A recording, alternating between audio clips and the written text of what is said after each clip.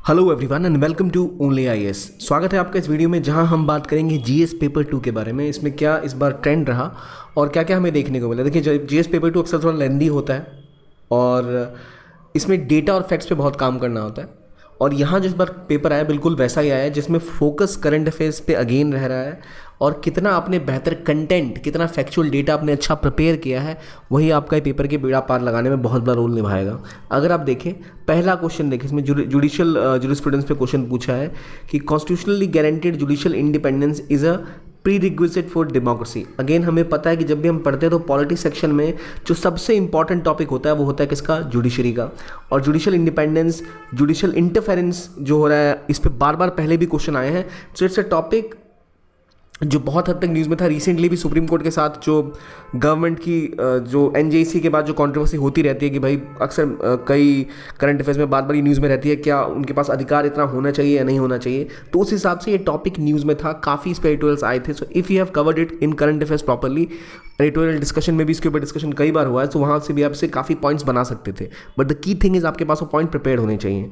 अगला क्वेश्चन अगर आप देखें, who are entitled to free legal aid, assess the role of NALSA in rendering free legal aid in India. अब देखिए, ये सब सिलेबस का एक क्लियर कट सब टॉपिक है, सिलेबस में क्लियरली मेंशन टॉपिक है।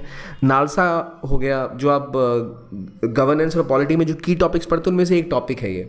तो जिसने अगर आप जब आप अपना जो कोर सिलेबस का जो फैक्चुअल अपनी रीडिंग कवर करते हो, जो कोर पार्ट है सिलेबस का, आपने ढंग से पढ़ा है तो सीधा उसका आंसर यहाँ से कर सकते हो। अगला क्वेश्चन देखो, states in India seem reluctant to empower urban local bodies both functionally and financially. अब अर्बन लोकल बॉडीज यूएलबी का हमें पता है कि म्यूनिसिपैलिटी पर और ग्राम सभा पर लगातार क्वेश्चन आते हैं। सबसे इंपॉर्टेंट टॉपिक पॉलिटी का एक माना जाता है कि जो डिसेंट्रलाइजेशन की बात होती है, जो टॉपिक्स आते हैं वो हमें पढ़ने ही पढ़ने होते हैं। अगेन डिसेंट्रलाइजेशन पे क्वेश्चन आया, it's a repeated question, directly ना सही तो इनडायरेक्टली तो पक्का ही रिपीट हुआ है ये। इसके बाद देखो अगला कई क्वेश्चन जैसे जो रिपीटेड है। अगर आप क्वेश्चन नंबर 4 भी देखो, compare and contrast the British and Indian approaches to parliamentary sovereignty. यहाँ पर सीधी सी बात है, ब्रिटेन में क्या है? पार्लियामेंट्री सोवरेनिटी है। इंडिया में क्या है? Is parliament the supreme sovereignty तो है क्या, पर क्या पार्लियामेंट सुप्रीम है? इंडिया में नहीं है, इंडिया में कॉन्स्टिट्यूशन सुप्रीम है। सो वो जो डिबेट होती है वो एस्पेक्ट यहाँ पर फिर पूछा गया उसके बारे में। अगर आप आगे बढ़ें तो discuss the role of presiding officers of state legislatures in maintaining order and impartiality in conducting legislative work and in facilitating best democratic practices। अब अगेन एक लंबा क्वेश्चन है, अगर आप इसको ढंग से देखो तो बात क्या हो रही है कि किस तरह से जो स्टेट लेजिस्लेचर्स हैं, काफ़ी मुद्दे वहाँ भी इस बार रहे थे, उनमें जो ऑर्डर और इम्पार्शियलिटी की बात आती है, क्योंकि जो जोड़ तोड़ होते रहते थे, कभी इनकी सरकार बन गई, कभी इनकी सरकार गिरा दी, एमपी महाराष्ट्र पिछले 2 सालों में हो रहा है काफ़ी कुछ।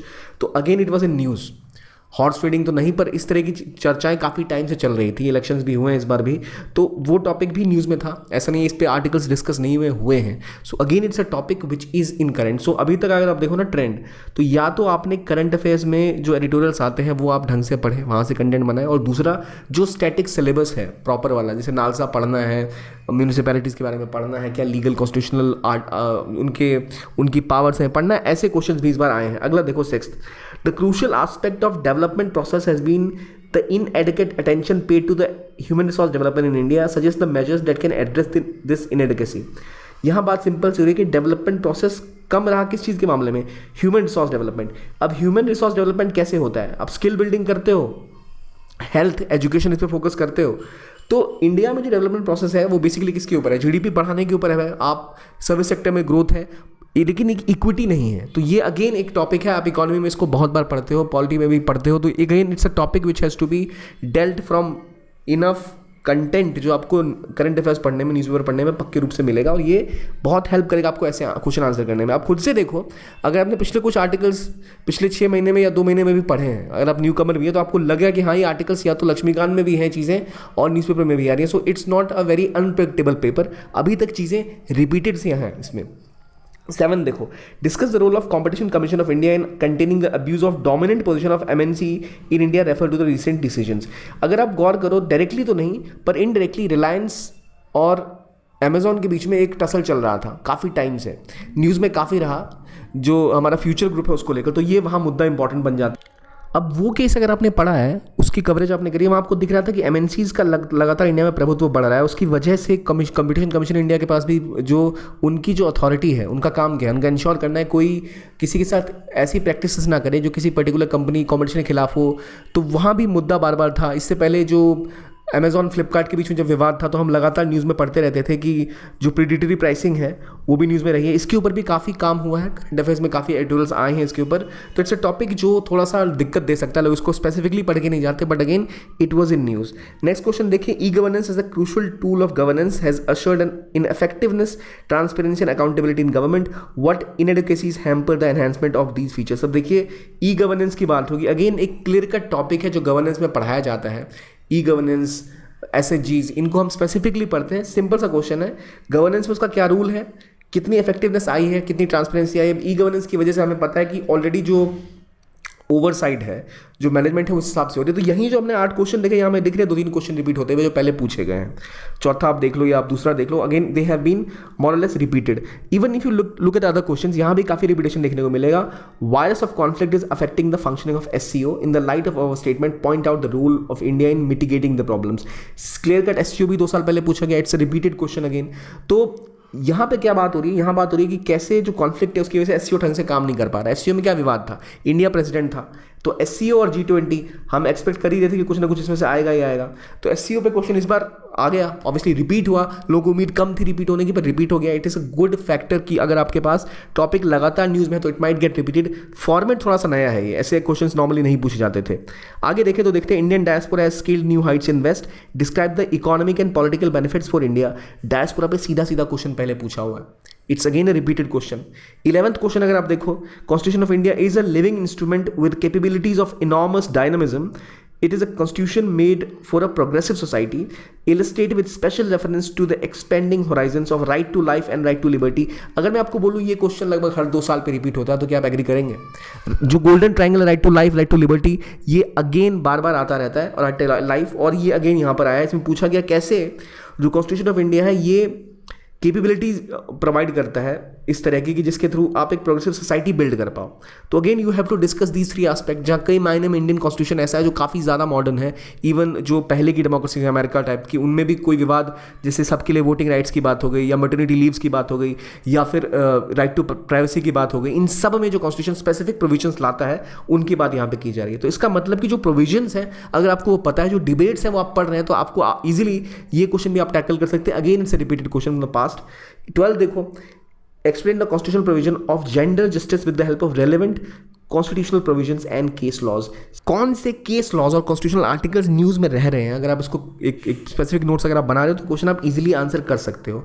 Then if you go head and then you look at the next question, account for the legal and political factors responsible for the reduced frequency of using Article 356 by the Government of India और union government since 1990s। क्या legal या political factors हैं? अब article 356 एक famous और काफ़ी ज़्यादा प्रचलित टॉपिक है जिस पे बार बार यूपीएससी प्रीलिम्स मेंस में क्वेश्चन पूछता रहता है। So it we might say कि अगर आपने 356 पढ़ा है, हम स्पेसिफिकली इस पर फोकस करते हैं प्रिपरेशन में कि हाँ ये आर्टिकल तो करके ही जाना है। It has been again asked a question, तो वहाँ के डायमेंशन के हिसाब से देख सकते हो it's a doable question. Obviously doable में कह रहा हूँ, ऐसा नहीं कि आप कल ही आंसर लिख दोगे। अगर आप 6 महीने या साल भर कर रहे हो तो ये टॉपिक्स वो हैं जो आप अमूमन गेस कर सकते हो, या वो टॉपिक्स हैं जो एक्सपेक्टेड होते हैं कि आ सकते हैं, तो लोग इनको ढंग से करते हैं। It's like core topics. Again if you look at the 14th क्वेश्चन, discuss the contribution of civil society groups for women's effective and meaningful participation and representation in state legislature in India. तो यहाँ देखो, आपसे पहले ये question किसके ऊपर आया है, जेंडर के ऊपर आ चुका है। यहाँ अगेन एक क्वेश्चन वुमेन के ऊपर आ रहा है, वुमेन इफेक्टिवनेस पे सिविल सोसाइटी ग्रुप्स में।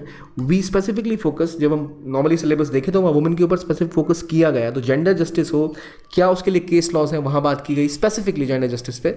अभी रिसेंट भी जेंडर जस्टिस, जेंडर बजटिंग पे एक आर्टिकल डिस्कस हुआ था और न्यूज़ में थे टॉपिक्स। यहाँ पर अगेन ये बात आ रही है, तो आपको दिखता है कि आपको पॉवर्टी, वुमेन, जो कोर कॉन्स्टिट्यूशनल आर्गूमेंट है वो ढंग से करके जाने चाहिए, क्योंकि वो क्वेश्चन आ रहे हैं और रिपीट भी हो रहे हैं। If you look at 15th question, explain the significance of 101st Constitutional Amendment Act. To what extent does it reflect the accommodative spirit of federalism? Now 101 amendment है क्या, ये बताइए पहले। आपको पता ही होगा जीएसटी को लेकर है ये। अब जीएसटी पे पहले क्वेश्चन पूछा गया, अगेन इट्स रिपीटेड क्वेश्चन। तो अभी तो आप देख रहे हैं 8-10 क्वेश्चन रिपीट हो चुके हैं easily. So many question have been repeated this time. So GST पर क्वेश्चन है, क्या पूछा जा रहा है कि अकोमोडेटिव स्पिरिट जो फेडरलिज्म की, उसको कितना ज़्यादा ये जो 101 कॉन्स्टिट्यूशनल अमेंडमेंट है किस हद तक उसको रियलाइज करता है। जीएसटी की जो डिबेट पहले हुई थी पिछले 1.5-2 सालों में, वो सारी की सारी मोस्टली फोकस इसी बारे में है। और again it's a topic, it has been discussed by various scholars, और प्रीलिम बूस्टर में हमने डिस्कस किया है, आई12 में हमने डिस्कस किया, तो वहाँ पर इन चीज़ों पर स्पेसिफिकली इन आर्टिकल्स पर डिस्कशन हुई है। So it is an area, अगर आपने करंट अफेयर्स ढंग से किया तो आप ये कर सकते हो। 16 देख लो, explain the structure of parliamentary committee system, how far have the financial committees help in the institutionalisation of Indian parliament. Parliamentary committee again एक सब टॉपिक इंपॉर्टेंट है जो कोर सिलेबस का पार्ट है। आप 17 क्वेश्चन देखो, development and welfare schemes for the vulnerable by its nature are discriminatory in approach, do you agree, give reasons for your answer. ये question थोड़ा सा ट्रिकी हो सकता है आपके लिए, अगर आप सोचो कि भाई वेलफेयर स्कीम क्या डिस्क्रिमिनेटरी है और are they affirmative, they are called as affirmative action, they are either discriminative, what is discrimination, तो पहले आप उसको एक्सप्लेन करोगे, इन चीज़ों में जाओगे। तो यहाँ पर ओपिनियन बेस्ड क्वेश्चन थोड़ा बनाने की कोशिश की गई है, but again we do vulnerable section properly, हमें पता है वल्नरेबल सेक्शन करना ही करना होता है ढंग से। तो again it's a question which was sort of expected, ऐसा नहीं है कि आपको उम्मीद नहीं होगी इसकी। 18 देख लो, स्किल डेवलपमेंट प्रोग्राम सक्सीड कर गया है in increasing human resource supply to various sectors in the context of statement, analyse the linkages between education, skill and employment.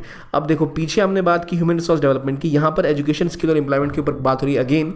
So questions which are revolving around your skill development, जिसके ऊपर आपने एक special push देखा है government का, चाहे आप कोई भी किसी महीने का अखबार उठा लो, स्किल के ऊपर बात होती है, एम्प्लॉयमेंट के ऊपर बात होती है। तो वो स्किल डेवलपमेंट प्रोग्राम्स का क्या इंप्लीमेंटेशन रहा, कौन से प्रोग्राम गवर्नमेंट रन कर रही है, उनका ग्राउंड पे क्या रिजल्ट आ रहा है, वो पढ़ना बहुत रेलेवेंट हो जाता है। 19th क्वेश्चन देखो, यहाँ पे नेटो के ऊपर सवाल है, expansion and strengthening of NATO and a stronger US European strategic partnership works well for India, what is your opinion about this statement, give reasons and examples to support your answer. यहाँ देखो NATO और US Europe की strategic partnership क्या भारत के लिए अच्छी है। अगर आप ये क्वेश्चन डिस्कस कर रहे हो तो आपको पता है कि हाँ इंडिया की पार्टनरशिप बढ़ रही है, मगर आपको जो वहाँ पे कंपटीशन अमेरिका रशिया के बीच में है और उसका क्या प्रभाव भारत पे गलत तरीके से पड़ रहा है, वो भी एक बार डिस्कस कर ही लेना चाहिए। So we are seeing NATO पे, और ये क्वेश्चन भी it's all about expected, Ukraine में जो हुआ उसके बाद हम उम्मीद कर रहे थे इस क्वेश्चन की। 20th क्वेश्चन देखो, sea is an important component of cosmos, discuss in the light of the role of IMO in protecting environment, enhancing maritime safety and security. अगर आईएमओ आप देखो एक ऐसा इंस्टीट्यूशन है, हर बार किसी ना किसी एक ये बॉडी के बारे में क्वेश्चन पूछते ही पूछते हैं, और किसी रीजनल ग्रुपिंग के बारे में पूछते ही हैं। तो एससीओ के बारे में पूछ लिया, नेटो की डिस्कशन हो गई, आईएमओ के बारे में पूछ लिया, वुमेन पे क्वेश्चन आते ही आते हैं वो आए हैं, डिसेंट्रलाइजेशन पे क्वेश्चन आते हैं वो आई हैं। तो जो आपके कोर टॉपिक्स हैं और जो आपके करंट अफेयर्स हैं, they have been as relevant as ever, और इस बार भी वैसे ही क्वेश्चन पूछेंगे। Specifically more than 10+ questions are repeated. So previous year question की प्रैक्टिस करना बहुत ज़रूरी है, बार बार रिपीटेशन हो रही है क्वेश्चंस की, तो अगर आप ढंग से पढ़ेंगे तो उसका आपको सीधा फायदा इस पेपर में ज़रूर मिलता। और अगले अटेम्प्ट के लिए आपको पता है जब आप मेंस देंगे तो आपको की एरियाज पे काम करना है। You can not overlook the key factual data, की फैक्चुअल जो सिलेबस के कंपोनेंट्स उनको पढ़ के जाएं और करंट पे फोकस ज़रूर रखें। तो ये था आज का डिस्कशन, और इसके बारे में डिटेल डिस्कशन भी बाद में करेंगे। देखने के लिए बहुत बहुत धन्यवाद। Thank you very much and keep on watching only IAS।